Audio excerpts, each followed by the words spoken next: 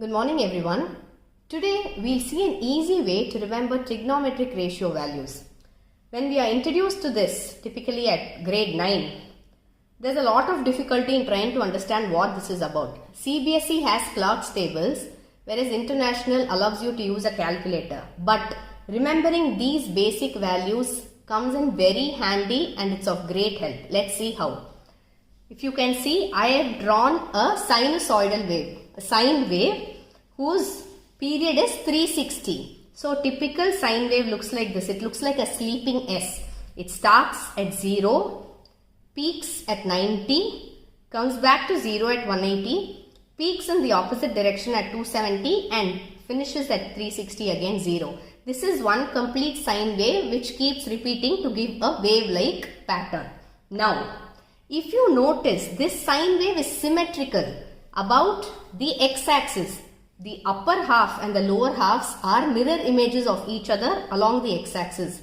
And even within the upper half, if you see the line along 90 degree, the ascent and the descent, they are also mirror halves of each other along this vertical line. Let's make use of this symmetry to remember the property. Sine 0 is 0. Sine 30 is half. Sine 45 is 1 by root 2. Sine 60 is root 3 by 2.